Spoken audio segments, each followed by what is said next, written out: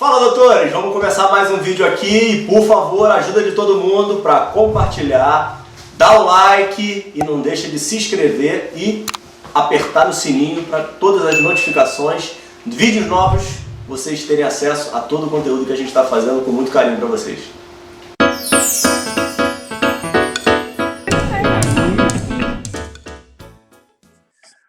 Fala, doutores! Estamos aqui no nosso projeto piloto, mais uma vez. Me chamo Ricardo Valente, sou oftalmologista. Estamos aí nesse projeto de trazer informação para os jovens e antigos médicos. Hoje nós temos uma convidada especialíssima que se tornou uma irmã minha, uma amiga, minha sócia, doutora Marcela Salomão. Tudo bem, Marcela? Tudo bem, tudo bem.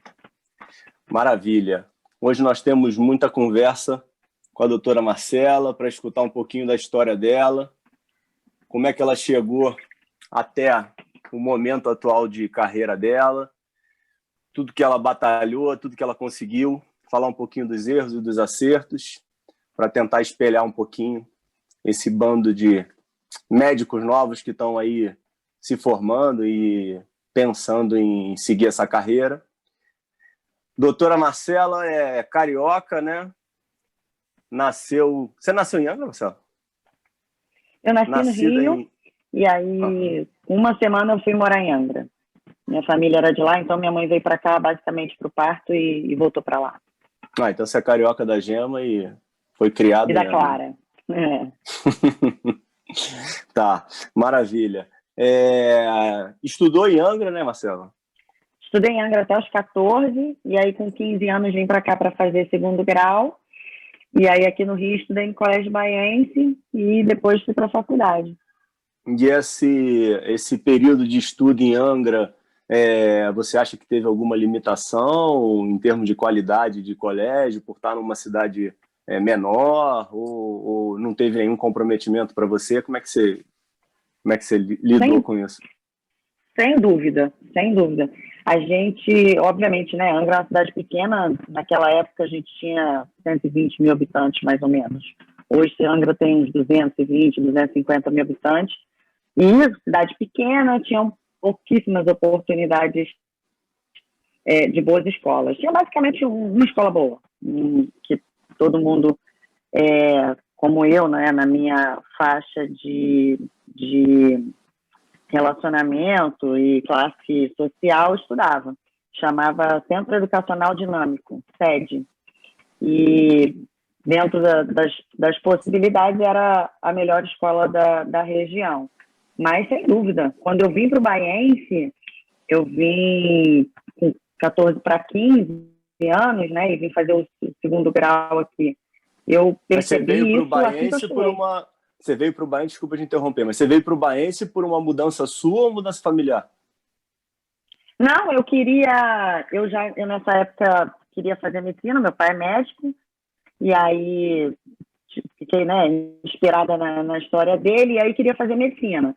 E aí, com mais ou menos essa faixa, eu tinha 15, meu irmão tinha 18, e aí ele é dentista hoje, né, era estudante de odonto na época, e a minha mãe tinha tido essa percepção já, né, de que quando ele veio para fazer vestibular e faculdade de odonto, ele teve muita dificuldade, porque ele não saiu de Angra para fazer o segundo grau, fez o segundo grau todo lá.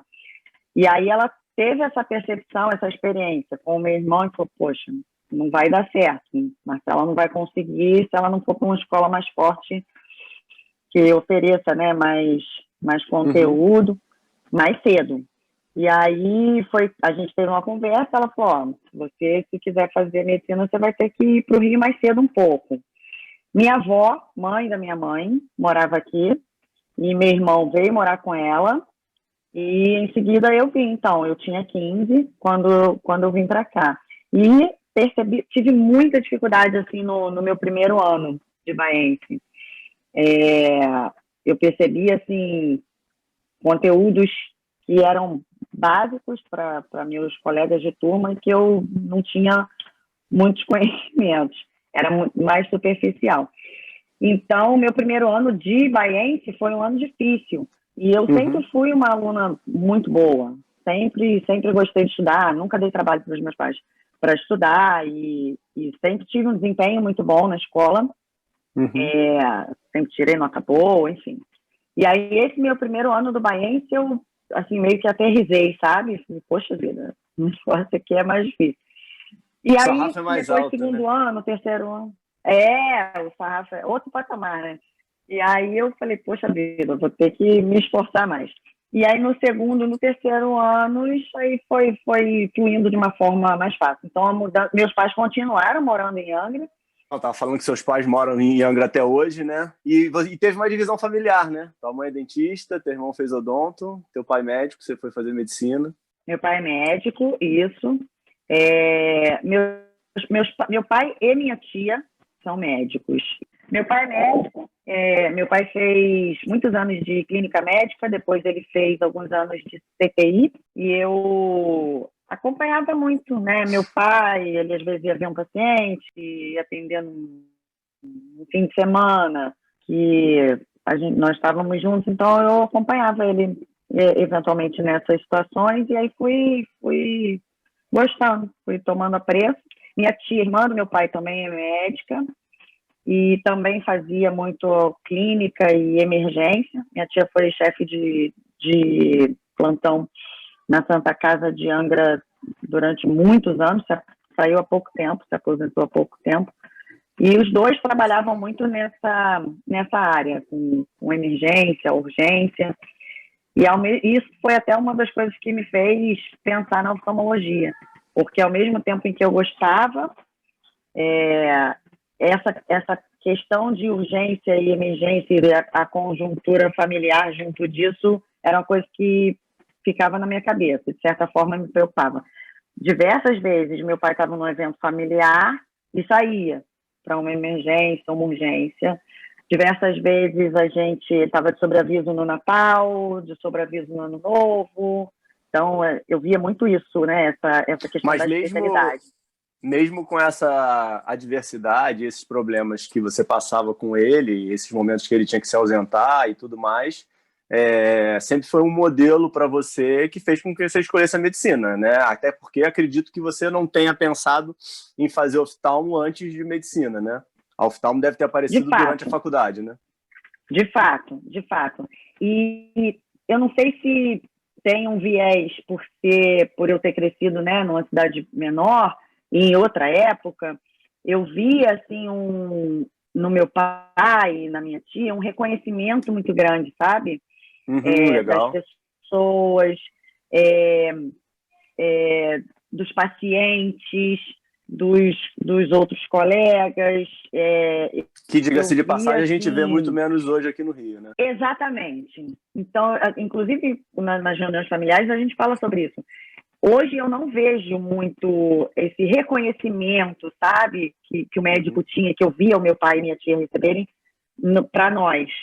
Então, talvez, mesmo diante da adversidade, como você colocou, da questão do tempo com a família, etc., esse reconhecimento, respeito que as pessoas demonstravam mesmo por eles, foi uma coisa que me chamou a atenção e me influenciou, sem dúvida.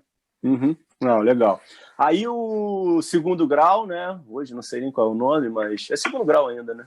O primeiro, segundo grau, terceiro. né? Acho que continua sendo segundo grau. Né?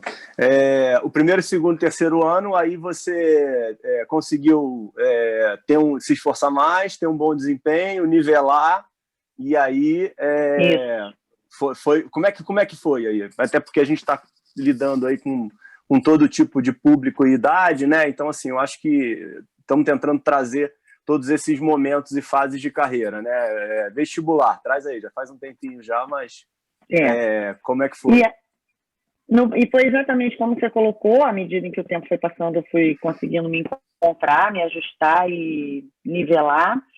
E quando chegou no terceiro ano, eu queria fazer um cursinho pré-vestibular, porque era muito disputado, né? Como sempre. Aí eu achava que talvez o que eu tivesse aprendendo ali no Baiense não fosse suficiente. E aí eu morava no Leblon com a minha avó, estudava no Baía da Gávea. E tinha um cursinho que era em Botafogo, ou no Flamengo, alguma coisa assim. E meu pai sempre foi muito protetor, né? Eu vim de uma cidade pequena, vim para cá muito inexperiente, meu pai não deixou fazer, porque o cursinho era longe, e eu, não, obviamente, não dirigia, tinha 18, 17 para 18, e aí tinha que pegar ônibus, enfim.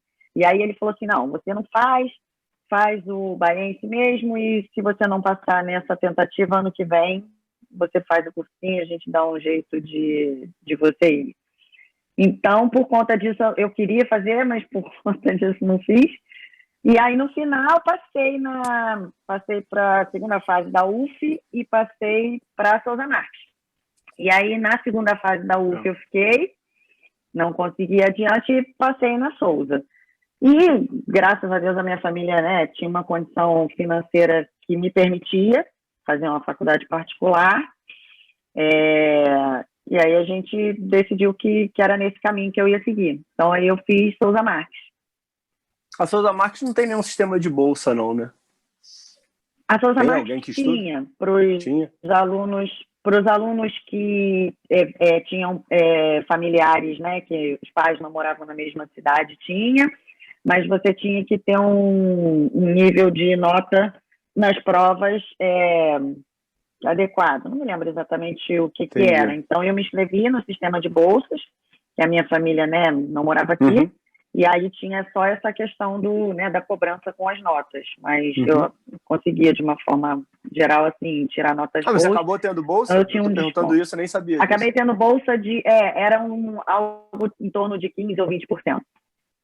Entendi. Não, mas não tem nenhuma bolsa integral, não, né? Integral nem, não tipo, tem. A PUC faz muito isso, né? De tipo, Hoje não sei te dizer essa resposta com precisão, mas na minha época não tinha integral. Não tinha bolsa integral. Era algo perto disso, 15% a 20% para os alunos que preenchiam esses critérios, né?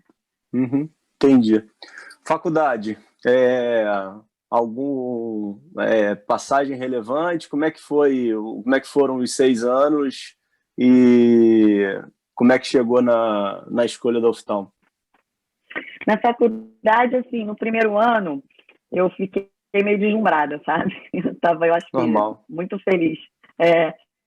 Eu fiquei muito feliz com a minha conquista e, ao mesmo tempo, eu ganhei uma liberdade muito grande, né? E eu acho que eu não tinha muita maturidade para lidar com isso. Sim. Então, no primeiro ano, não foi um ano muito bom para mim, até como desempenho como aluno mesmo, né? Como estudante. Então, quando chegou no final do primeiro ano, eu sentei com os meus pais e tal, e aí, para fazer a renovação da matrícula, e aí meu pai falou, olha, Marcela, já passou o primeiro ano, você já curtiu, né, o seu êxito, sua vitória, sua conquista, agora tem que botar o pé no chão, você tem que estudar, você tem que se dedicar, etc. E aí do primeiro para o segundo ano, foi uma mudança muito significativa para mim, na postura como aluna, no meu desempenho escolar, minhas responsabilidades, sabe? Eu era uma aluna no primeiro ano e fui outra aluna no resto da faculdade toda. E daí Mas essa chamada aí foi importante? Teve influência? Essa chamada foi fundamental. E foi interessante isso, porque ele me deixou fluir, sabe? Ao longo desse ano. Mesmo eu não morava comigo, né? Eu morava com a minha avó e meu irmão, mas meus pais sempre foram muito participativos e a gente sempre teve uma relação de muita confiança, muito aberta. Então, e eles vinham muito para cá, eu ia muito para lá, e aí ele foi engraçado isso, que ele foi ao longo do ano todo me deixando fluir. E quando chegou no final do ano, a gente teve uma conversa assim muito sincera e ele falou, olha, tá bom, já deixei você você curtir, aproveitar seu momento, mas vamos ser adulto, né? Agora está na hora de agir como um estudante de medicina. E essa chamada foi, assim, um divisor de águas. E para mim, principalmente, porque eu, como eu falei, sem falsa modéstia, eu sempre fui uma aluna muito boa. Meus pais nunca me mandavam estudar. Pelo contrário, a gente brincava lá em casa que eles me mandavam parar de estudar. Uhum. Porque eu gostava muito e para mim não era sacrifício. Então, eu geralmente na escola, nas últimas provas, eu podia tirar 0 que eu passava de ano. Então, quando meu pai chega para mim e me coloca essa questão e me chama a atenção dessa forma, para mim, especialmente, foi marcante. Então, eu falei, poxa vida, realmente, acho que eu preciso repensar minha postura e minhas condutas. E tinha sido realmente um ano em que passei no primeiro ano e tal, mas foi ali o básico para passar, e era um ano de muitas festas, né? Muitas festividades, amigos novos, eventos. E namorados na faculdade? Então, não namorei na faculdade, não namorei. Ao longo dos primeiros quase 5 anos, e uma coisa que eu tinha meio claro, assim, para mim, eu acho que eu não queria namorar médico, sabe? Eu queria chegar em casa e falar de uma coisa diferente, ter conhecimento de outra área, enfim, eu nunca tive muito essa coisa de quero casar com médico. E foram os 4 anos que não namorei pouco tempo, nada muito significativo. Sim. E aí, no 5º ano da faculdade, eu conheci o João Henrique, que hoje é meu esposo. E aí, no 5º ano, eu comecei a namorar sério e casamos quando eu estava na residência. Tá. E aí, tudo bem. Então, nesse final de faculdade, estamos falando de que ano isso? Você formou eu de que ano? Formei em 2003. 2003, então é 2002. Caramba, 18 anos, estão ficando velho. E haja MD Codes e Botox. Como é que foi a decisão pela oftalmo? Da onde surgiu isso? Isso. E, bom, então, aí eu, ao sem longo oftalmo na família, da faculdade, de passagem, né? Sem oftalmologista na família. Ao longo da faculdade, eu tinha muito aquela coisa do meu pai de sobreaviso no Natal, de plantão no Ano Novo, e a gente, muitas vezes, assim, eu, minha mãe e meu irmão, a gente ia levar a ceia para o meu pai no plantão, sabe? Então, isso ficou muito assim na minha cabeça. Eu sabia que eu não queria isso como especialidade. E pensando ainda mais nessa questão de ter filhos, né? Eu sempre quis ser mãe, então eu fiquei projetando isso assim para o futuro.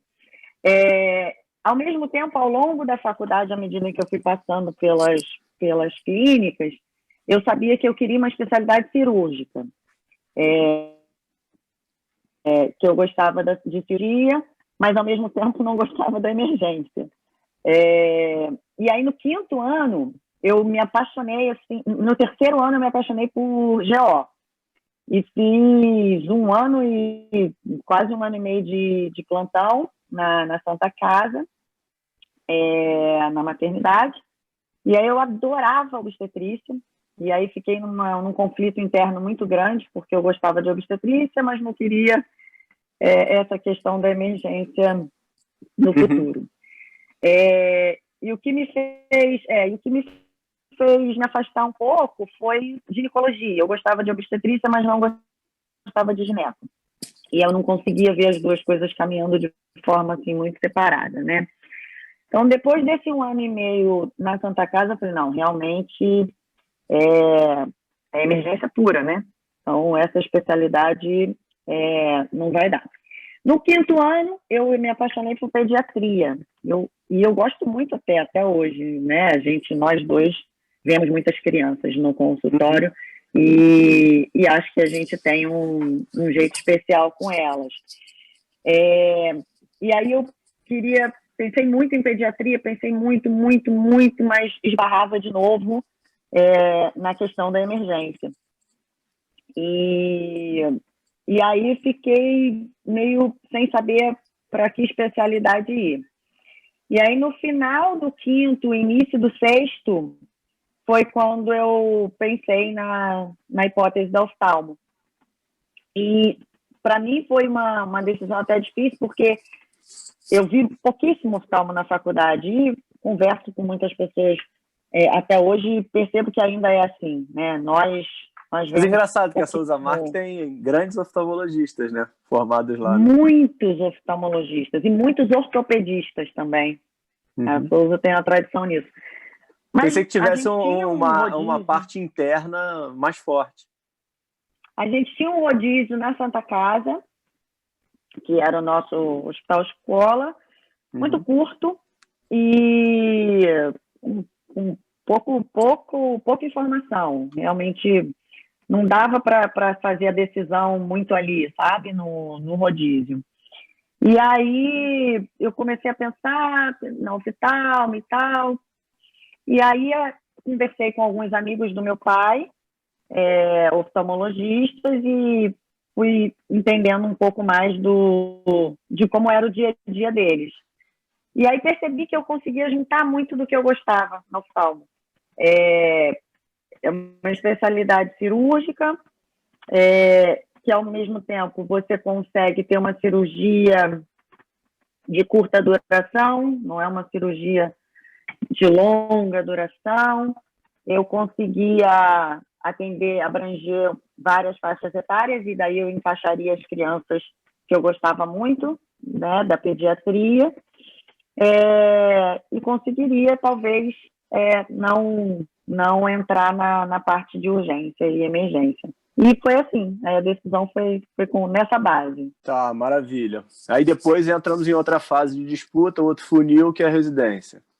Tá. Isso. Aí, como é que foi o momento, provas e decisões? Isso. Fez para tudo? Fez para fora do Rio? O sexto ano foi um ano que eu estudei muito, muito.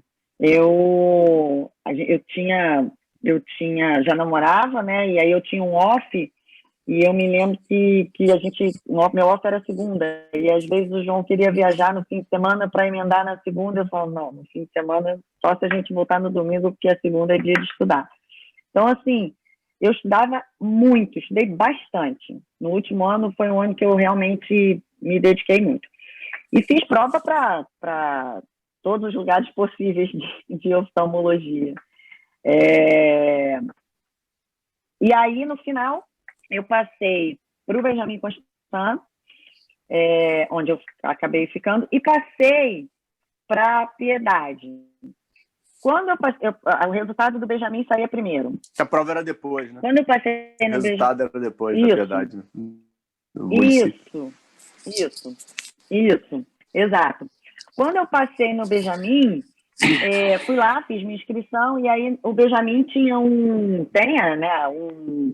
acordo com a USP, e todos os R1 do Benjamin Constant teriam que fazer um curso de um mês na USP, para, segundo o Dr. Rogério Neuralter, meu chefe, aprender o que é um olho, porque a gente chegava da faculdade sem saber o que era um olho. Legal pra caramba isso. E fomos. Muito. Esse curso, foi ali que eu vi assim, o que era oftalmologia mesmo. Foi um curso muito bom, porque eles conseguiram, em um mês, sintetizar toda a gama de possibilidades que a gente teria dentro da oftalmologia, como subespecialidades. Ali abriu assim, um guarda-chuva, um leque de conhecimento, que eu falei, puxa vida, é isso, acertei. E foi um curso, assim, muito bom. No meio do curso, a gente soube o resultado da Piedade. Vocês ficavam em um mês em São Paulo? Era de segunda a sexta. E você não voltava? Eu viajava no fim de semana, voltava. Voltei voltei um fim de semana, João Henrique foi encontrar comigo num outro fim de semana, mas era um total de um mês. De segunda a sexta-feira, de 8, 7h30 da manhã até o final da tarde. Muito interessante. E a gente via, assim, cirurgia no final do curso, muito interessante. O curso foi, assim, sensacional. Tinha custo isso, Marcelo? Para nós, não. Não. Na verdade, o custo da estadia, né? Não, e translado. Alimentação e translado. Exato. No meio do curso, eu soube o resultado da Piedade e aí fiquei muito dividida. Dilema. Primeiro porque eu estava adorando aquele curso e aí eu não queria sair dali. E segundo que eu fiquei, poxa, eu tinha visitado o Benjamin Constant quando eu fui fazer minha inscrição. Então o Benjamin foi também um divisor para mim, porque quando eu fui lá fazer minha inscrição, Benjamin é um instituto de cegos, né? Então, é um instituto que ensina Braille para crianças e adultos. Vocês não têm aula de Braille, não, né? Não, se você quiser, pode. A gente tinha a oportunidade de aprender, se quiser. Deu mole. Mas acho interessante. É verdade. Mas, basicamente, o instituto é voltado para o atendimento dessa população. E, paralelamente, com o serviço médico. E aí, quando eu fui fazer minha inscrição, eu tinha uma ideia de que um paciente cego era um paciente altamente deprimido, né? E que, enfim, nada fazia. E aí, quando eu entrei lá, eu me deparei com vários pacientes cegos fazendo inúmeras atividades, jogando futebol, fazendo natação, malhando na academia, namorando. Os adolescentes lá namoram aberto, e poxa vida, eles fazem tudo que eu não faço. Então, assim, eu me apaixonei por aquele lugar. E aí, falei, não, é aqui que eu vou fazer minha residência. Conheci o serviço médico, os staffs, e falei, aqui que eu vou fazer minha residência. E aí, então, quando eu estava em São Paulo e saiu o resultado da Piedade... Quanto tempo você estava em São Paulo? Eu estava no meio do curso. Mais ou menos 15 dias. E aí eu havia deixado uma procuração com meu pai, porque se saísse o resultado da Piedade, para o meu pai tomar minha vaga, né? Assumir para mim. E aí ele me ligou, ele falou, e aí? Eu falei, ai, pai, eu não sei o que eu faço. E aí fiquei consumida com aquilo e fiz a opção pelo Benjamin Constant. Porque é difícil até você falar isso, né? Porque você participou, né? Eu até me sinto mais à vontade de falar de fora, mas na época que você fez, a Piedade estava passando por um momento muito positivo dentro da oftalmologia, né? E tinha um nome muito forte, né? Todo mundo queria estudar na Piedade. Exatamente. E por isso foi muito difícil. E aí eu fiquei muito dividida. Você acha que o curso foi determinante? O curso influenciou muito. Muito. E no curso, assim, existia também um certo comprometimento? Porque, de certa forma, se você escolhesse ir para a Piedade, você ia meio que atrapalhar alguém que ia ficar na tua vaga, né? Isso foi uma das coisas que também pesou. Eu pensei assim, poxa vida, eu já estou na metade do curso.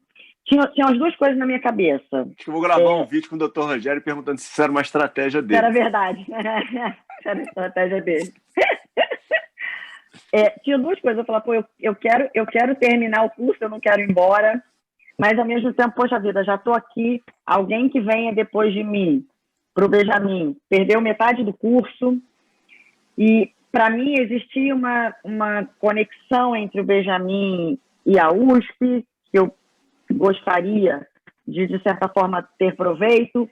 Então, tudo isso passou na minha cabeça. Passou na minha cabeça muito a questão, com todo respeito, da localização. O Benjamin era na URCA e a Piedade, não dá para negar. Eu acho que não é nem uma questão de respeito, né? É uma questão de segurança mesmo, né? Exato. Isso tinha que entrar na minha conta, sabe? Uma questão de segurança. Então, diversas vezes eu saí da residência muito tarde do Benjamin. Né? A gente ficava no dia de laboratório experimental, que a gente fazia cirurgia em olhos de porcos. A gente ficava até 10, 11, meia-noite, não tinha horário para Era o horário que a gente quisesse. Sim, sim. E aí, de alguma forma, isso também teve um peso significativo na minha decisão, a localização.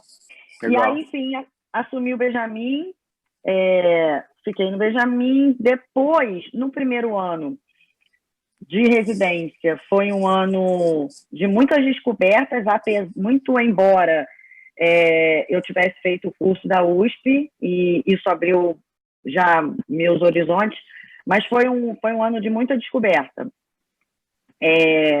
Como imagino que seja para todos da de medicina que entra no primeiro ano de residência de oftalmo.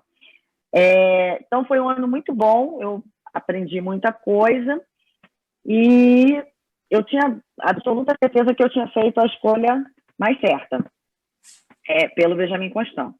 No segundo ano, o centro cirúrgico entrou em reforma no Benjamin. E então era o ano que a gente aprendeu extra. Dá uma frustrada absurda, né? Absurda. É um ano que a gente aprendia a fazer extracapsular, né? Catarata com extracapsular.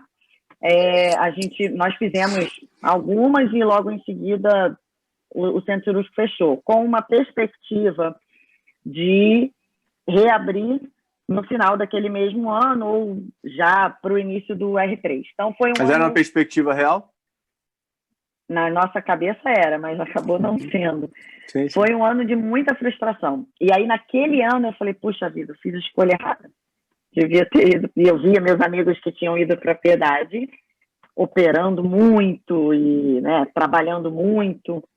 Então, eu fiquei muito frustrada nessa parte. Ao mesmo tempo, o Benjamin tem até hoje muitos voluntários, né? Hoje eu tenho até a honra de ser uma delas.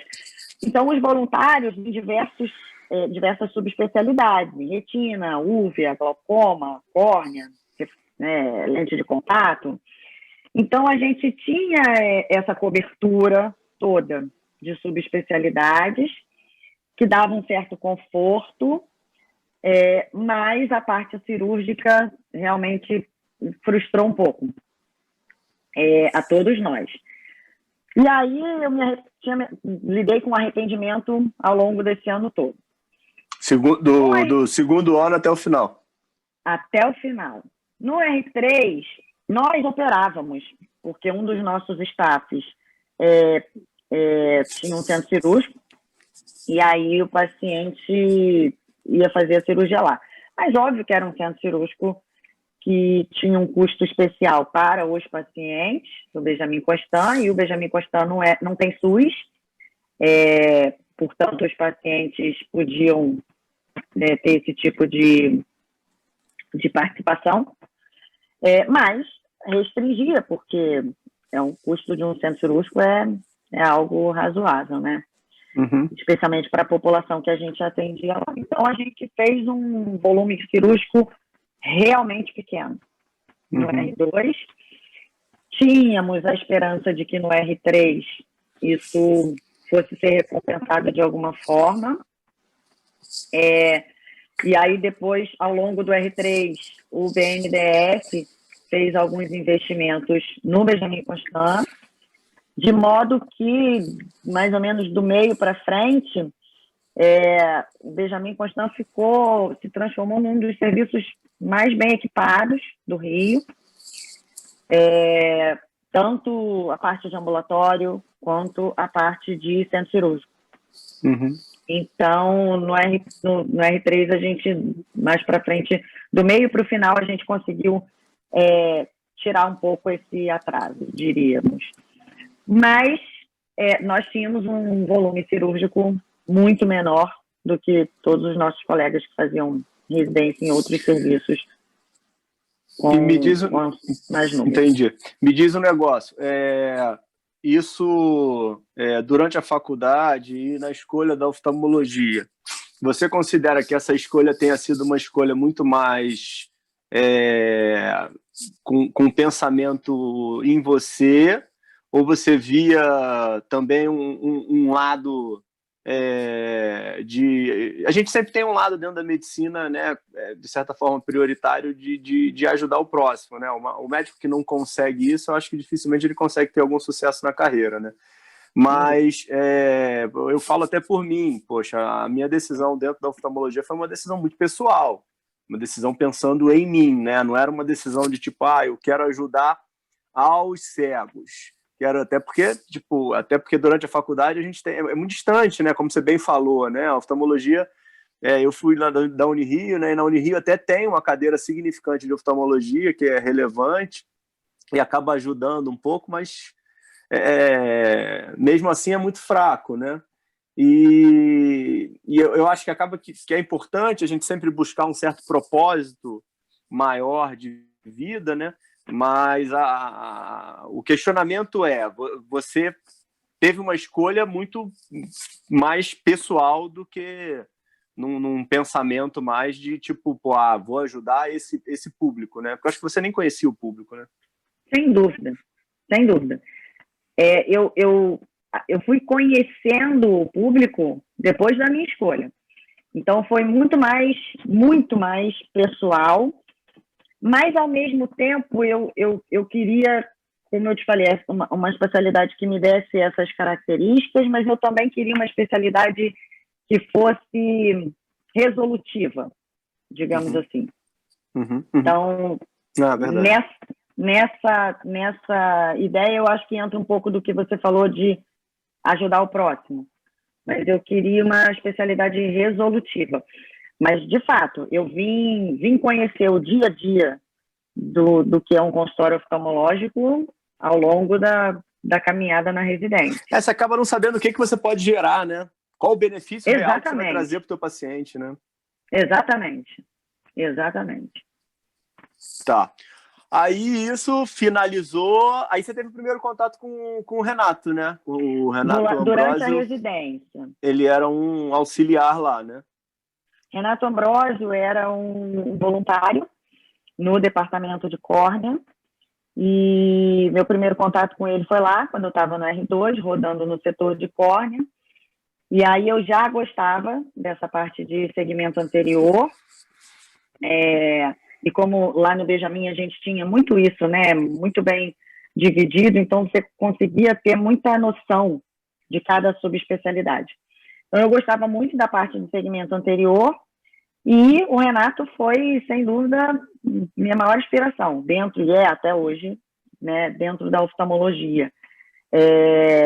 O departamento com ele era, assim, as horas passavam, você nem sentia, e o Renato trazia para nós muito dessa parte acadêmica, de ciência, que eu já comecei a me interessar nessa época. Então, ali, eu já sabia que eu queria a parte de segmento anterior e queria fazer córnea e cirurgia refrativa.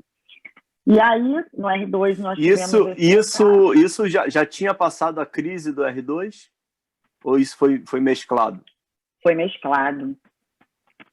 E aí você vê como... porque é engraçado se você para para pensar... você para para pensar como é que a vida é, né? Porque você tem um lado, né, que fala que você escolheu errado, né? E você tem um outro lado que, tipo, putz, não, você não está no caminho errado, né? Você só está com alguns desafios naturais. Exatamente, era nesse ponto que eu ia chegar. Quando eu conheci o Renato e me encantei pela subespecialidade e fui, né, ao longo do tempo estabelecendo o meu contato com ele, eu pensei, poxa vida, Deus me ajudou, me fez escolher exatamente o caminho que eu tinha que escolher, mesmo eu ali num conflito de ter achado que não, por conta da parte cirúrgica, mas fui entendendo ao longo do tempo que talvez tenha sido exatamente isso. E você já começou a acompanhar o Renato já no R3? No R3, ele ainda ia lá, né? E aí Renato, eu acho até interessante, desculpa de interromper de novo, mas acho até interessante a gente ressaltar esse lado do Renato, né? Esse trabalho que ele faz para para tanta gente, né? Já me ajudou você e tanta gente mais, né? E acaba que a gente tem pouca oportunidade de falar isso, né? E agradecer. Perfeito. O Renato, ele abre as portas do consultório dele e do centro cirúrgico para quem quer que esteja interessado, sabe? Então, havia alguns dias que eu ia no consultório dele, na Tijuca, e tínhamos 6, 7, 8 pessoas e residentes, e sempre cabe mais um, sempre tinha espaço para quem queria ver o dia a dia de um especialista em córnea e cirurgia refrativa e aprender, escrever, ler, enfim, Renato sempre foi muito aberto, e até hoje muito aberto. E isso foi, como a gente falou, uma das coisas que me deu conforto, porque eu pensei, poxa vida, realmente, então não, era para eu ter ficado aqui no Benjamin, porque aí eu ia conhecer essa pessoa que ia ser o meu mentor e é até hoje meu orientador da minha tese, enfim. E aí, Renato foi super diferencial. No R3, a gente ia para o consultório dele, nos nossos offices, e ao longo do R3 todo. No final do R3, essa questão de não ter operado ficou muito forte para mim ainda, e ao mesmo tempo em que eu queria começar a acompanhar, fazer um fellow com o Renato no consultório dele, para aprender cirurgia refrativa, eu queria compensar um pouco a questão da catarata. Então, aí, conversei com o Dr. Rogério, né, Neuralter, nosso chefe, e o Dr. Rogério sempre teve um comprometimento muito grande conosco e sabia que a nossa turma tinha sido, de alguma forma, prejudicada por essa questão do centro cirúrgico. Então, ele tentou, de todas as formas, recompensar a nós, os que queriam, né, buscar isso. Então, eu conversei com o Dr. Rogério e perguntei se ele aceitaria que eu ficasse lá de R4 para... o Rogério, você teve muito contato com ele, né? Eu tenho muito pouco contato com ele, mas o pouco contato que eu tenho e o que as pessoas que têm contato com ele sempre falam é que é uma pessoa completamente justa, né? Que sempre tenta buscar algo da melhor forma possível para que ninguém saia prejudicado, né? Essa é a melhor definição do Dr. Rogério. Então, aí foi nesse sentido que ele falou, você é super bem-vinda, Marcela, pode ficar aqui. É óbvio que eu tenho outros... Mas isso era padrão já lá do Benjamin? Não. Ou teve uma situação diferente por esse ano? Teve uma situação diferente por conta da nossa turma. Nós éramos 6 residentes e havia os que não queriam operar, e uma parte do nosso grupo, naquela questão do acordo do Benjamin com a USP, conseguiu ir para a USP, fazer fellow. Então, uma parte do nosso grupo foi fazer fellow de catarata e também de retina na USP, onde a gente tinha feito, né, aquele primeiro curso, e eu fiquei, porque eu queria acompanhar o Renato. Mas esse relacionamento era um relacionamento pessoal, né? O Dr. Rogério tinha esse relacionamento, né? Não tinha nenhum vínculo direto Benjamin, e o Abelardo. Não tinha nenhum vínculo direto Benjamin e USP de uma forma institucional, né? Perfeito, totalmente pessoal. Entendi. Totalmente pessoal. Legal. Então, parte do nosso grupo foi para lá, para a USP, fazer fellow, e aí eu fiquei. O Dr. Rogério, a única coisa que ele falou foi, Marcelo, olha, eu tenho outros residentes entrando, né? Então, você não pode tirar a cirurgia dessas pessoas.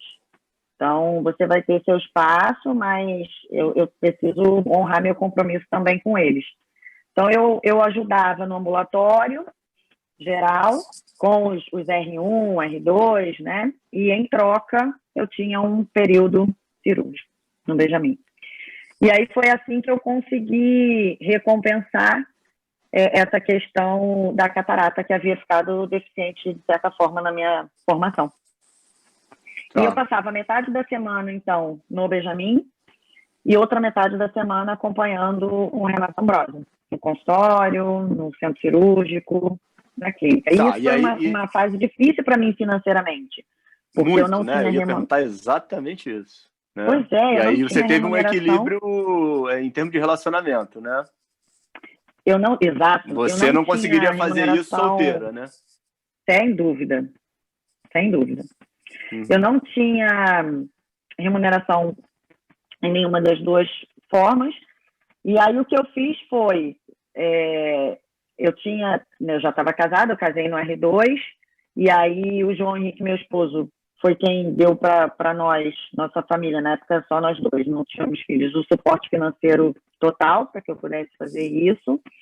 Uhum. Sem dúvida, se eu fosse solteira e não tivesse alguma reserva financeira, eu não conseguiria fazer, ou sem contar com a ajuda dos meus pais, eventualmente.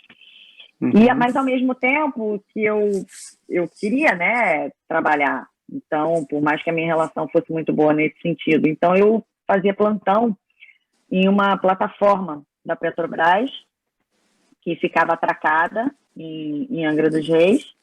E aí eu fazia plantão ou sábado ou domingo, era um plantão de 12, às vezes sábado e domingo, quando eu queria ganhar um pouco mais. E aí era um plantão bem tranquilo.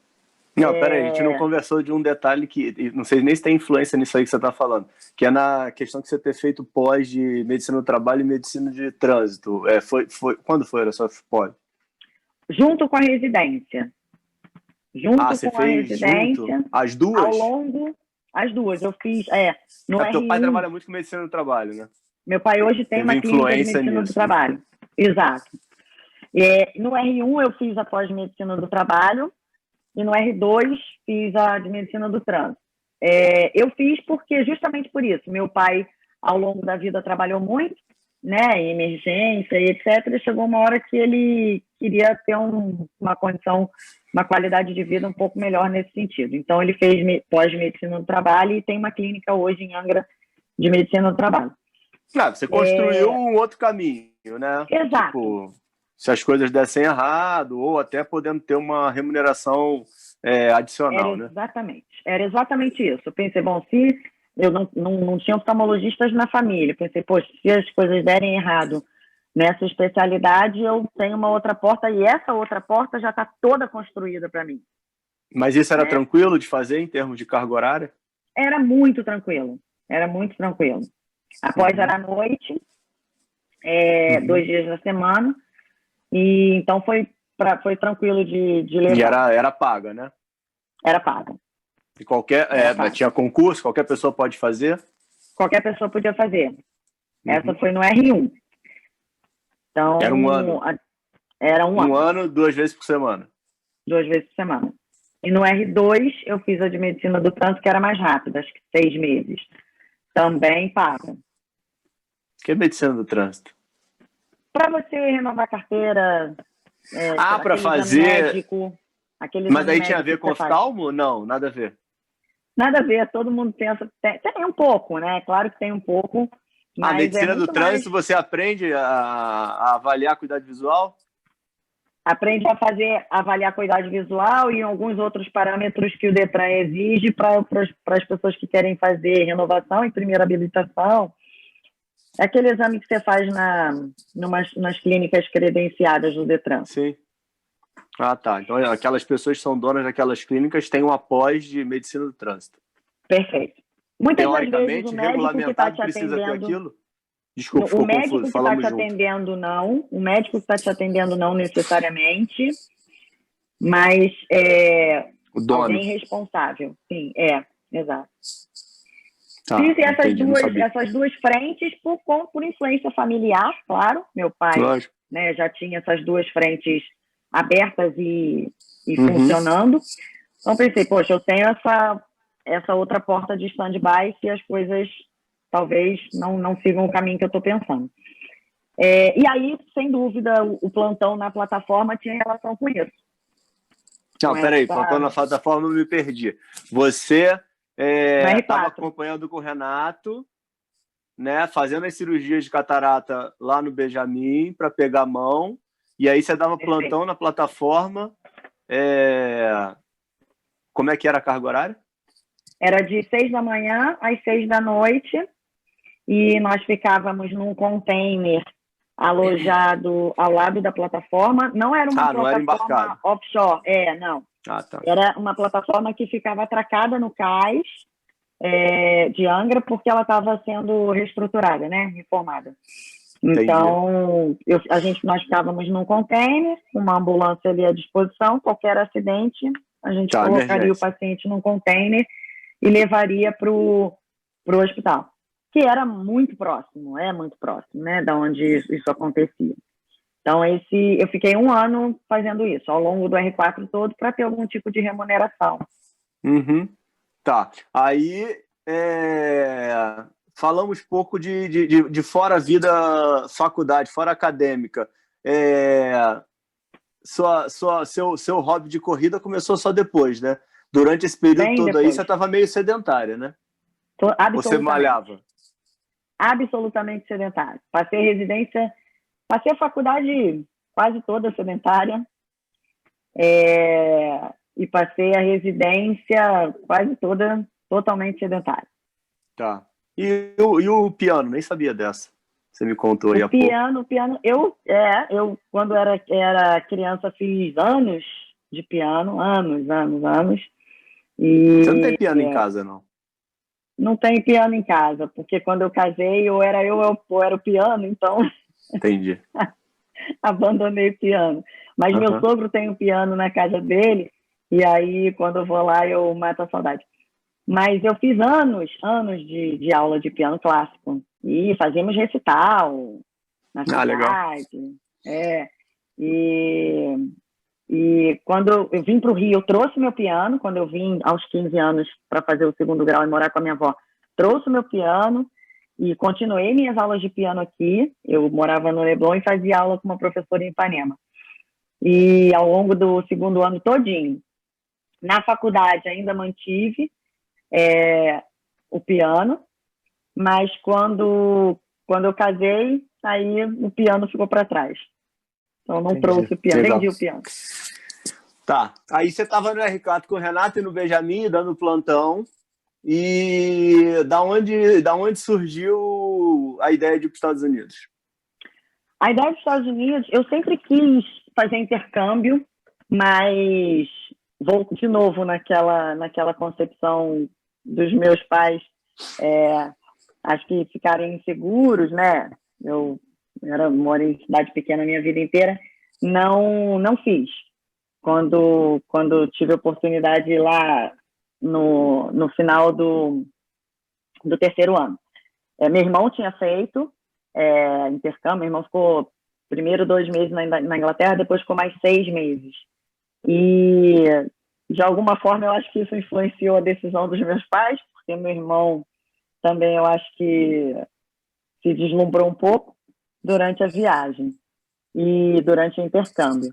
Mas eu queria ter feito e não fiz. Meus pais acabaram optando por não me enviar. E aí ficou um pouco dessa vontade. Eu pensei, poxa, quando eu me formar, depois que eu acabar minha residência, eu vou tentar fazer algo curto. Minha ideia era fazer, assim, 6 meses de um fellow de observação, né? Um observer fellowship. E aí, até quando eu conheci o João, e eu estava, né, na faculdade, isso era uma das coisas que eu sempre comentava com ele, que eu queria muito ter essa experiência, que eu não tinha tido mais jovem.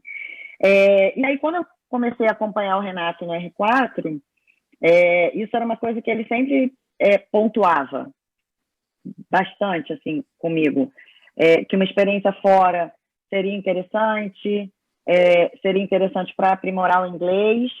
Eu fiz CCAA quando eu morava em Angra, tinha CCAA, e depois, quando eu vim para o Rio, eu fiz Brasas. E eu terminei o curso um pouco antes de entrar na faculdade. E depois não fiz mais inglês. Então, eu falava inglês, mas não falava de forma fluente, né? Lia até muito melhor do que falava, mas não falava de forma fluente. E aí o Renato sempre colocava isso, é uma oportunidade para você aprimorar o seu inglês, é uma oportunidade para você abrir portas para você profissionalmente, lá fora, eventualmente, ou talvez, mesmo que não seja lá fora, mas as pessoas aqui no Brasil te reconhecem de uma outra forma. E aí juntou, né, a vontade que eu já tinha com o conselho dele. A questão é que eu já estava casada e um fellow nos Estados Unidos seria uma coisa com um prazo um pouco maior do que eu tinha imaginado. E aí o Renato fez o treinamento dele, fez o fellow dele com o Steven Wilson, quando o Wilson estava em Seattle, e havia sido um fellow de 2 anos. E o Wilson, ele tem uma tradição, né, de fellows brasileiros. Foram alguns, quando eu fui a 7ª fellow brasileira dele. Então, ele já tinha muito essa ligação de uma forma muito forte. E o Renato Ambrósio e o Marcelo Neto, que foram uns fellows, assim, que eu acho que... O Marcelo foi junto com o Renato? O Marcelo foi logo após o Renato. Que foram algumas das pessoas que eu acho que mais se destacaram, né, no fellow com ele, se transformaram em espécies de fontes de enviar futuros fellows. Então, o Renato tinha o contato com o Wilson, falou, olha, Marcelo, eu tenho contato com o Wilson todo ano, ou eu indico alguém, ou o Marcelo Vieira Neto indica alguém. Você quer ir? E aí eu queria ir, mas a questão de ficar 2 anos pesava muito para mim no ponto de vista do meu relacionamento. Né? Eu já estava casada e, muito embora o João tivesse a empresa própria, familiar, ele é quem administrava e tocava a empresa, né? Então, ficar 2 anos, num momento em que talvez hoje fosse diferente, mas naquele momento ele não conseguiria fazer isso remotamente, né? De uma forma totalmente virtual. Então, talvez hoje o cenário fosse outro. E aí eu falei, Renato, eu quero ir, mas eu não consigo ficar 2 anos. Eu queria. Ele falou, então, o que você consegue ficar? Eu falei, eu consigo ficar 6 meses. E aí ele falou, 6 meses é muito pouco. Você vai desperdiçar uma oportunidade, Marcela, é uma oportunidade na vida, é importante para você. Vamos fazer o seguinte, vamos sair para conversar, para jantar. E aí nós marcamos um jantar, nós 4. Eu, o João, o Renato e a Renata, que é a atual esposa dele, né? Na época era também namorada dele. E aí saímos para jantar. Renato usou seu poder de persuasão. Total. E aí nós saímos de lá com 1 ano liberado. Saí com o meu visto, com a carta de alforria para 1 ano. E aí fui para Cleveland no início de 2009. Fiz o 2008 foi o ano que eu fiz o R4 no Benjamin e acompanhando o Renato. E em 2009 eu fui para Cleveland para acompanhar o Wilson. E aí você ficou lá o ano de 2009? Até a metade de 2010, fiquei 1 ano e meio. A proposta era ficar 1 ano, mas os projetos, quando eu fui para lá, meu projeto, eu fui como Research Fellow. Isso é uma coisa que eu acho legal a gente falar para quem tem, talvez, a ideia de ir. Sim, com certeza. O Fellow podia ser um Clinical Fellow, ou um Observer Fellow, ou um Research Fellow. O Observer era um Fellow que você observava quanto tempo você tivesse disponibilidade para ficar, né? Então, tem 1 mês para ficar aqui, tem 2 meses, 2 semanas, enfim. E aí você tinha essa opção. O Research Fellow, como eu fui, era um Fellow que você desenvolvia alguma pesquisa. Você tinha que ter um projeto de pesquisa. Previamente. Quando entrasse, assim que entrasse. E ao longo desse ano, 1 ano, desenvolver esse projeto. Mas você montou esse projeto com o Wilson lá? Ou você já foi com alguma coisa pré... Tá. Perfeito. E tinha o Clinical Fellow. O Clinical Fellow era um fellow em que você poderia atender e operar. E essa foi uma falha minha. Operar? Atender e operar. Se Catarata eu também, tivesse, se isso é uma pudesse? coisa que eu... Não, refrativo. Só no seu fellow. Meu fellow era só de refrativo. Mas existe, por exemplo, um clinical fellow em Cleveland de catarata e de retina, por exemplo, em que você pode operar sem Perfeito. ter licença? Então, tendo a licença. Isso foi uma coisa que você me perguntasse, o que você faria diferente na sua formação, ao longo da sua formação, né, dentro da oftalmologia. Uhum. O que eu faria diferente é que eu, por ignorância minha, eu não tinha conhecimento disso, de que eu poderia fazer cirurgia e atender pacientes lá se eu tivesse tirado a minha licença. E de que essa licença poderia ter sido tirada ao longo da minha formação. Então, o UCFMG, que é, né, o teste que...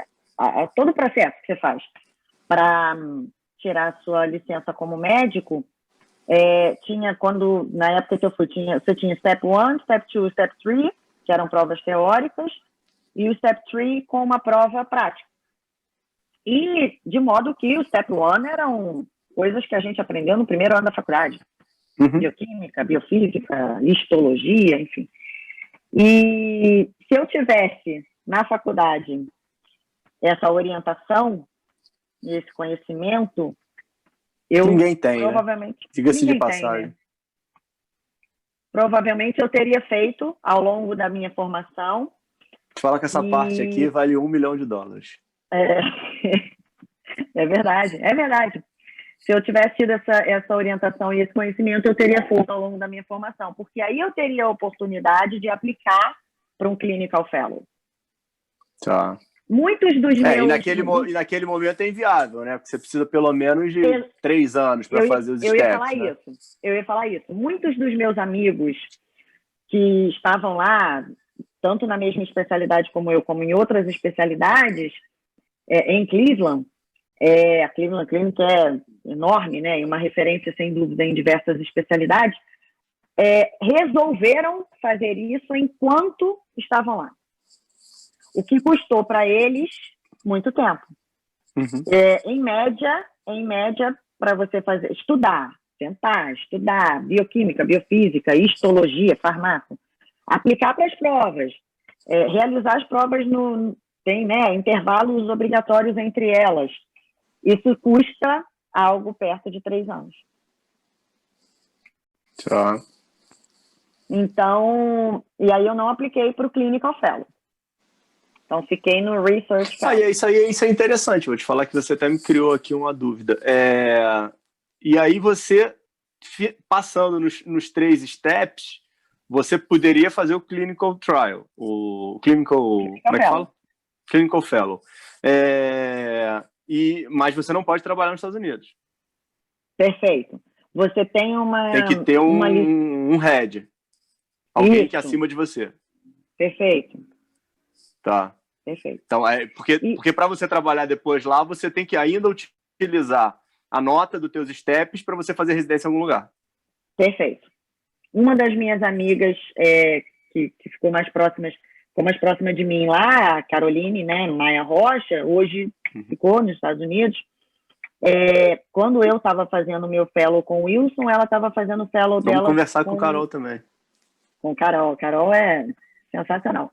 Uma super entrevista.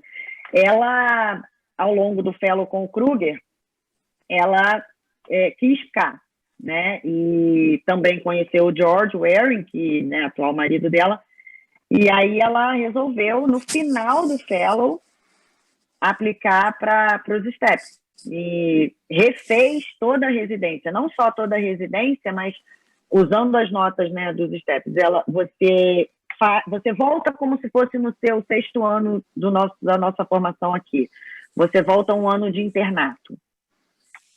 E roda em especialidade. Já tendo passado na residência de oftalmo, você roda nas especialidades, pneumo, clínica, GO, enfim, como se fosse um 6º ano nosso, aqui no Brasil, para depois fazer mais 3 anos de residência. Tá. E como é que foi você chegou a ter decisão? Porque, olha aqui, você voltou para o Benjamin para suprir uma carência cirúrgica. E aí você pediu para o doutor Rogério para voltar, ele autorizou, você teoricamente estava ganhando mão, estava com o Renato, e aí você teve a oportunidade de ir para os Estados Unidos, e aí você criou um problema na sua vida. Porque você... Essa parte aqui é que vale $1 milhão. Então vamos lá. Porque e aí, quando como é que eu foi fui...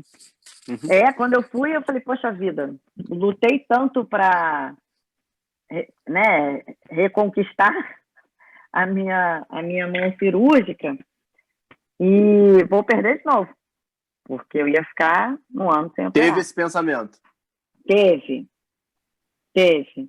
Mas era algo assim, não dava para ter tudo, né? Então eu tinha que, a vida é feita disso, né? Para cada escolha tem uma renúncia.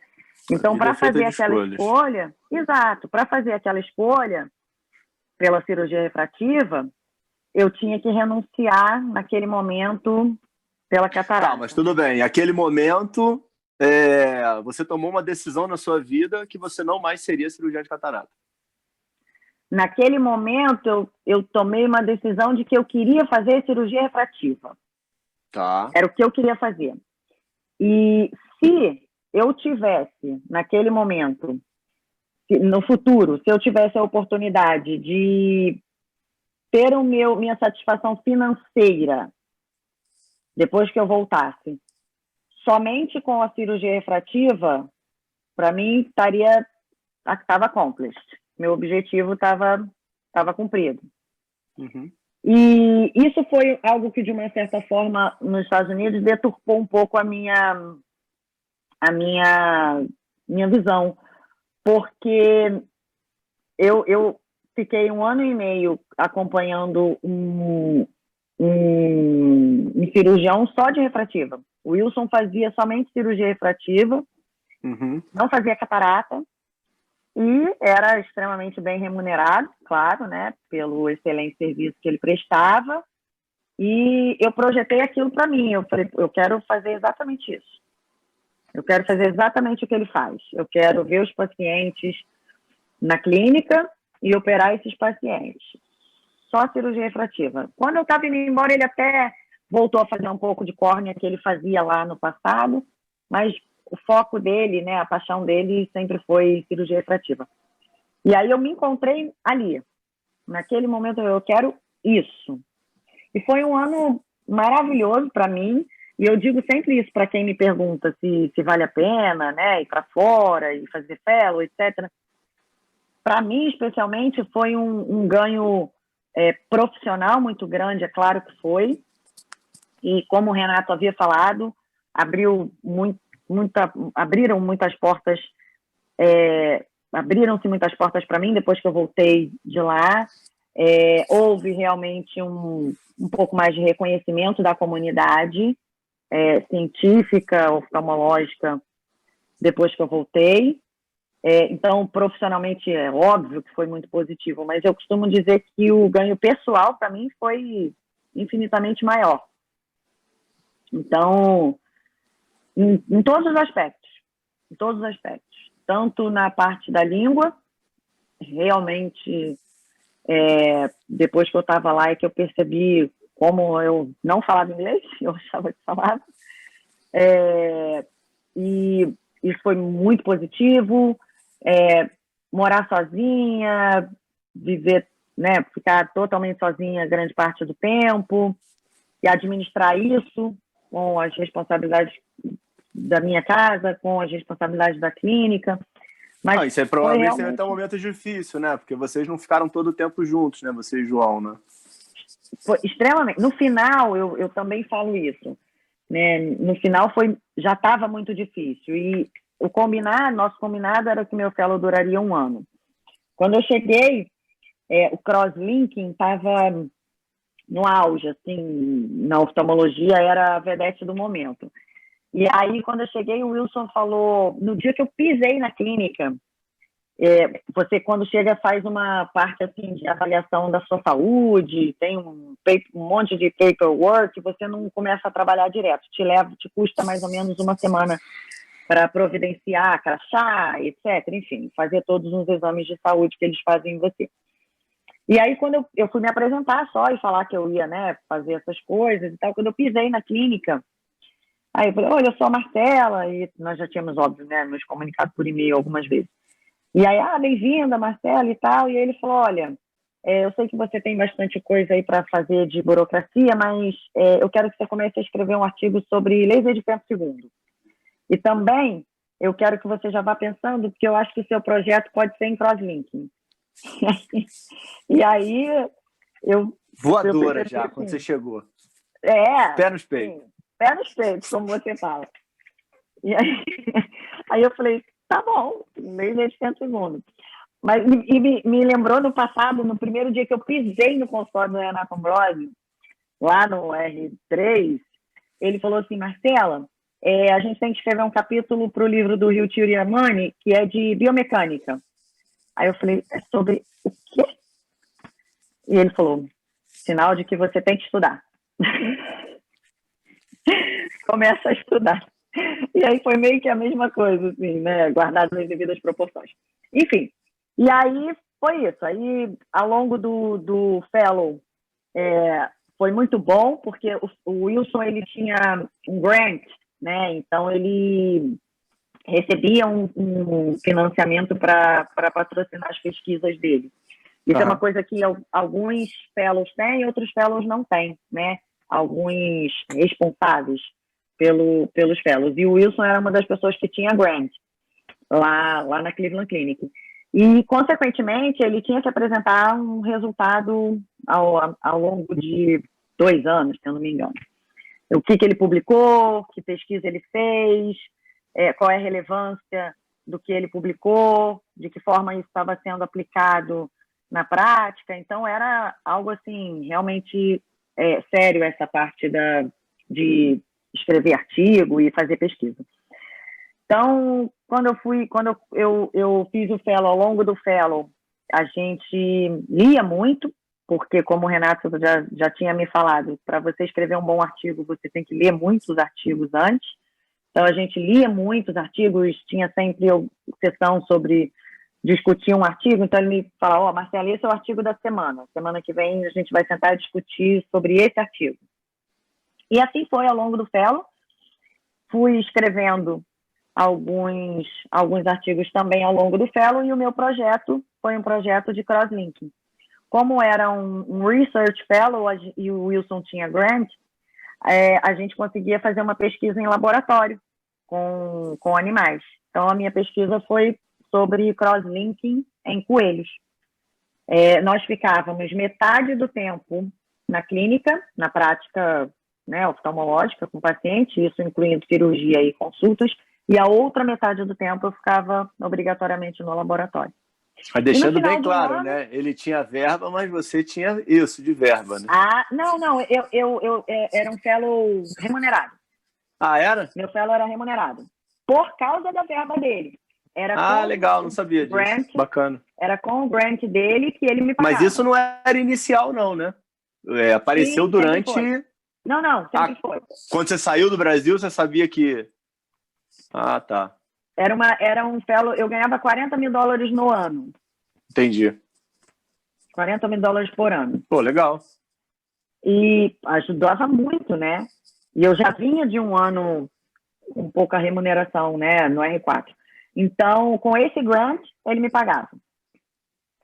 Pagava os seus custos? Pagava basicamente meu aluguel. Eu morava num lugar muito barato. Eu morava num bairro que era downtown. E aí eu me lembro que ele e alguns outros devia médicos ser perto da clínica... do hospital, né? Era perto. Ele e os outros médicos da clínica achavam assim, downtown muito perigoso. Era tipo, morávamos num lugar muito ruim. Tinha a questão de que Cleveland não tem metrô e o transporte público era muito ruim, então tinha que ter carro. Mas a gente comprava, né, fazia um leasing ou comprava um carro num preço realmente barato lá.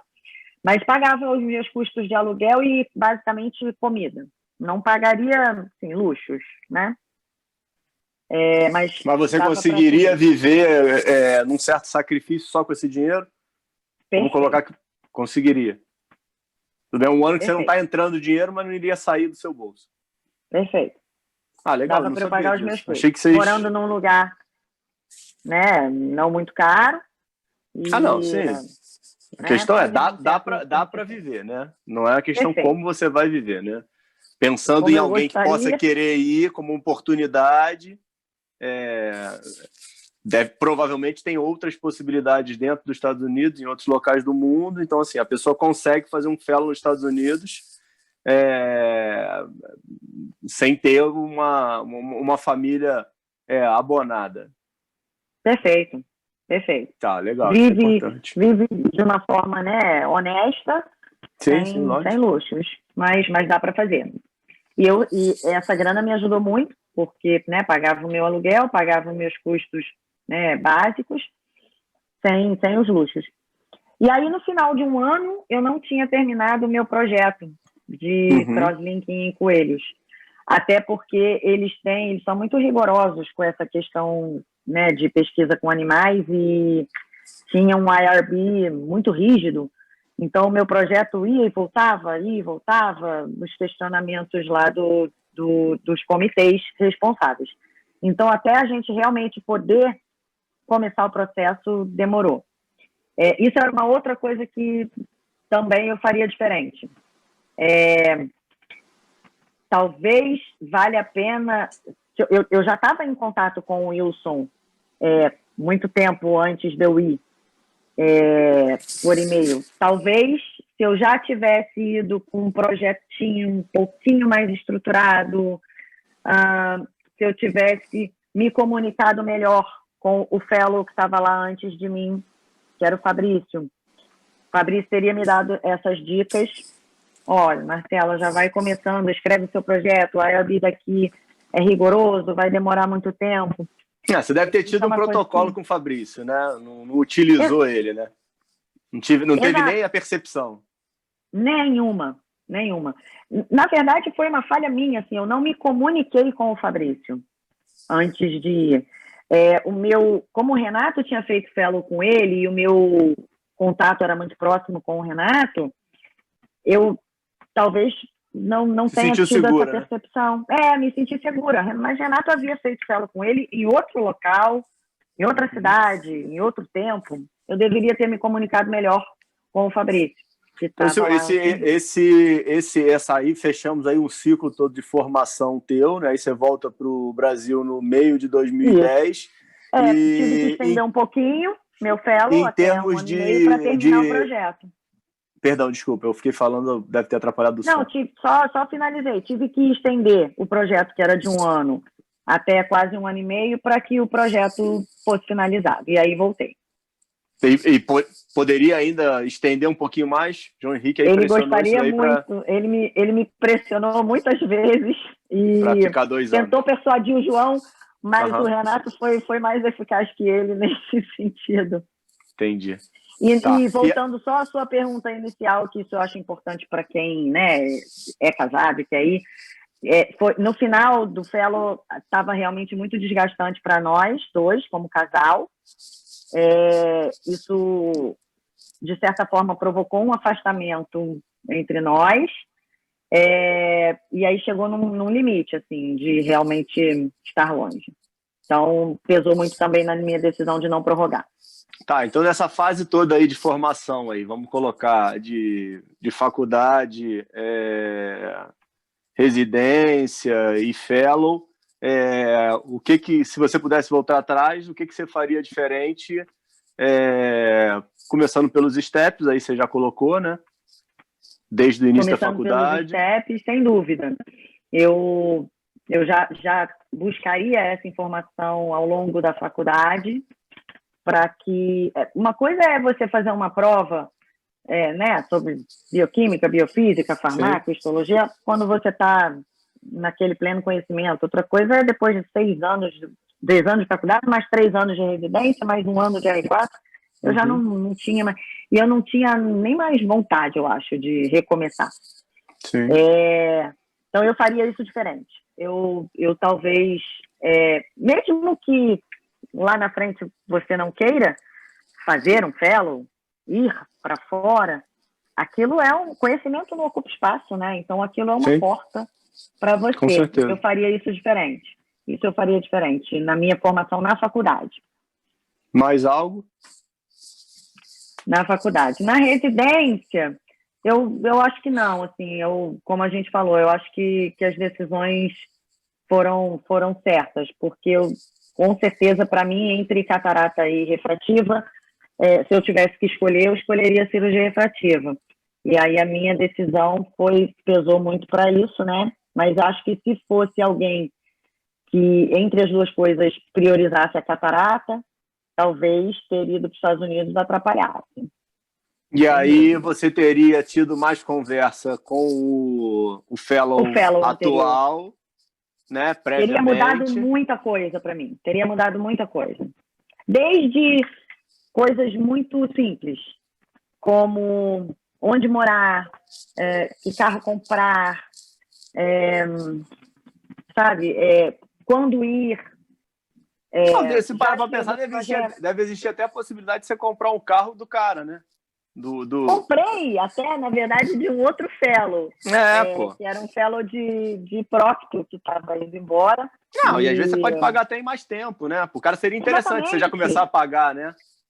Exatamente. Se eu tivesse feito contato com ele, Fabrício, compro suas... Por exemplo, eu podia ter comprado o apartamento dele inteiro. Sim. Quando eu cheguei lá, eu tinha que sair para comprar cadeira, mesa, geladeira, micro-ondas, sofá, cama, travesseiro, não tinha nada. Então, assim, gastei dinheiro para alugar um quarto de hotel enquanto eu ajustava meu aluguel. Enfim, faltou comunicação com a pessoa que estava lá antes de mim, que, diga-se de passagem, era brasileiro como eu, era super fácil eu acessá-lo. Foi realmente uma falha minha, assim, no processo. Faria isso diferente. Maravilha. Aí voltou, montou consultório e foi trabalhar numa clínica, né? Voltei. Como eu fiquei lá mais de um ano, eu podia trazer meu container com minha mudança. Então, isso também pesou na decisão, na época, ficar mais de um ano. De ficar mais de um ano. E comprei, obviamente, um valor 3, 4 vezes menor do que eu compraria aqui, os equipamentos. Trouxe o container com os equipamentos, montei. Quando eu cheguei aqui, montei o consultório e vim na utopia, assim, em vários... A gente fala muito sobre isso, né, nós dois, em vários aspectos. Primeiro, eu vim na utopia de que eu conseguiria fazer só a cirurgia refrativa e de que a catarata não faria falta para mim do ponto de vista de remuneração. E eu me lembro que na época eu tive uma conversa com o Israel Rosenberg, e aí ele falou assim: olha, Marcela, você tem que fazer a catarata. Para ganhar dinheiro, você tem que operar a catarata.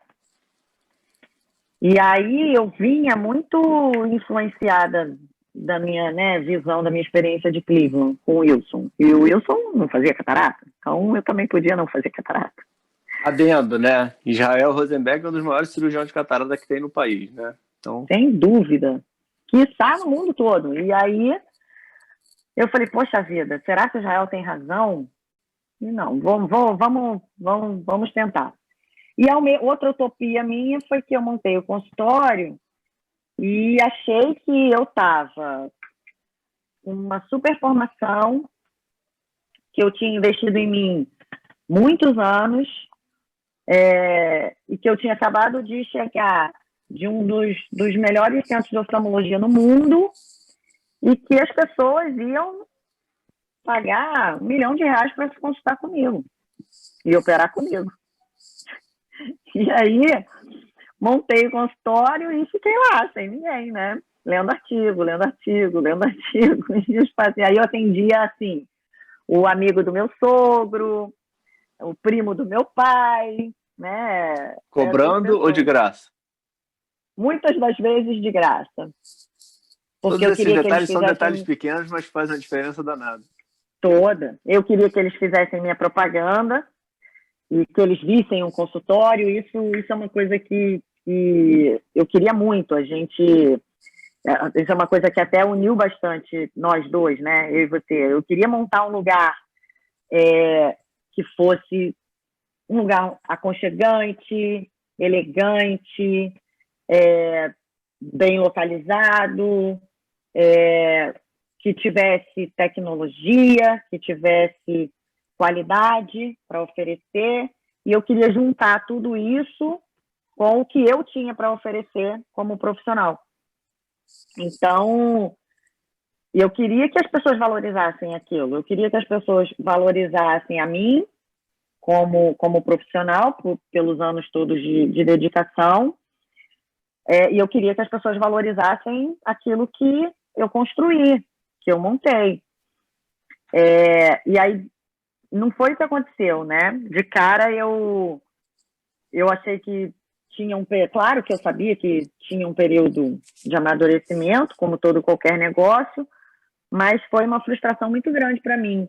Quando eu voltei, eu tive uma valorização, como eu falei, na comunidade oftalmológica, uma valorização do ponto de vista científico. Quando eu voltei, eu passei a ser chamada para dar aula em vários congressos, que era uma coisa que eu sempre gostei e gosto e sempre quis muito. Então, essa realização eu tinha. Eu continuei fazendo pesquisa e escrevendo capítulos, artigos, e fazemos até hoje, né, com o nosso grupo. Então, essa realização eu tinha, mas eu não tinha realização como profissional, sabe, com o paciente, e especialmente financeira. Não tinha. E aí, isso progrediu, a gente montou a sociedade em 2012, né? 2012. No momento em que... Ao longo desses anos, a gente... Tua maior remuneração era do Downtown, né? Perfeito. Eu trabalhava, exatamente. Eu trabalhava numa clínica no Downtown, onde eu fui muito bem recebida quando eu cheguei. E eles abriram as portas para mim assim, de uma forma muito carinhosa. E trabalhava lá. E eu trabalhava também no consultório do Renato Ambrosio, na Tijuca, onde eu trabalho até hoje. E aí, com o que eu ganhava nessas outras clínicas, eu pagava as contas da Barra Vision Center, que fica ali no Le Monde, e eu, perto da minha casa, eu queria trabalhar perto de casa, ter qualidade de vida, mas assim, não sobrava nada, não sobrava absolutamente nada, então eu trocava dinheiro, entendeu? Eu trabalhava num lugar para pagar as contas do outro, trabalhava num lugar para pagar as contas do outro, esperando que em algum momento esse gatilho acontecesse e eu deslanchasse, mas aí esse momento não veio. E aí foi quando, né, a gente se aproximou. A gente tinha se conhecido com o intermédio do Renato Ambrosio, e aí foi quando nós nos aproximamos para firmar a nossa sociedade, né? Isso, e aí viemos aí nesses anos todos aí de batalha, né, tentando fazer esse trabalho aí de qualidade com uma baita dificuldade, né? Dormimos bem, né? Com a cabeça no travesseiro tranquilo, mas sempre não tendo todo o retorno que a gente gostaria de ter, né? Mas acho que isso daí... Acho que a gente vai ter que conversar de novo. Vamos fazer um vídeo só da Barra Vision. Contar a história da Barra Vision. É importante. Até chegar... Não, porque acaba sendo muita história. E para a gente finalizar, dentro do momento, né, e tanto na questão do canal e da série de vídeos aí que eu estou estruturando, vai muito do momento que a gente está vivendo, né, no meu ponto de vista um pouco preocupante e desafiador para a medicina e para os novos médicos, né, onde a gente tem um número muito grande de faculdades de medicina, né, e muitos novos médicos formando. Você sabe bem que eu sou muito adepto ao que a gente deve fazer o que o coração manda, né? Então eu acho que as pessoas que têm a vocação e acreditam no cuidar do próximo, né, devem sempre seguir a medicina, e não tem nenhuma sombra de dúvida, eles vão ter realização. Porém, a gente está passando por uma dificuldade muito grande na questão da remuneração e do lado financeiro, né?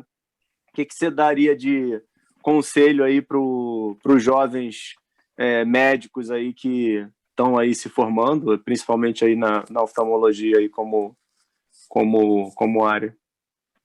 O que eu acho que eu daria de conselho para eles tem muito a ver com isso que você falou agora no final. É claro que existe uma busca de uma satisfação pessoal e, né, fazer o que você gosta é muito bom. Muitas das vezes não é tão fácil fazer o que você gosta e ser remunerado da forma que você gostaria, e juntar essas duas coisas muitas das vezes não é fácil. Então, o que eu acho é que o que eu daria de conselho é para que essas pessoas tentassem se informar mais, tentassem conhecer um pouco mais de um mundo que eu não conhecia, na verdade nem não conheço, e passei a conhecer um pouco mais depois da gente ter firmado a nossa sociedade, que é um mundo de gestão mesmo, de administração e gestão. A gente tem uma lacuna na nossa formação como médicos e que eu vejo que permanece na formação desses novos médicos. E ao longo desses anos todos, a gente fala isso, que a gente tem 6 anos de faculdade em que a gente simplesmente não aprende a administrar o nosso negócio, mas a lacuna permanece. Eu vejo isso claramente com os residentes que começam lá no Benjamin, com estudantes de medicina que eventualmente eu converso. Então, o que eu daria de conselho era isso, era para que eles tivessem mais conhecimento e buscassem,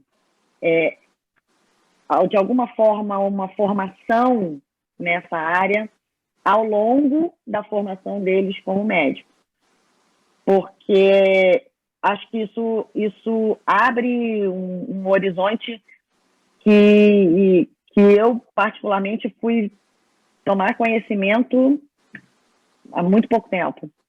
Então, e ao longo da caminhada como profissional e à medida em que o relacionamento com o convênio e com as sociedades, enfim, começou a acontecer. Então, isso é uma coisa que eu acho que, se você vem com essa bagagem, com esse conhecimento, você consegue, talvez, abrir umas portas que você não abriria se não tivesse. Você consegue, talvez, entender melhor como você quer ser remunerado, você consegue se relacionar melhor com para quem você presta serviço, enfim. Acho que um conhecimento, de alguma forma, de gestão ao longo da formação faz muita diferença. Fenomenal, doutora. Sabia que ia ser ótimo.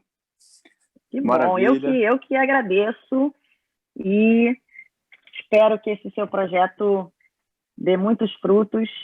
Sei que você vai entrevistar muitas pessoas que inspiram a nós todos e boa sorte. Assistirei a todos. Com certeza. Sou sua fã número 1. Tá bom. Beijão. Obrigado pela ajuda. Grande beijo. Beijo. Tchau, Grande tchau. beijo.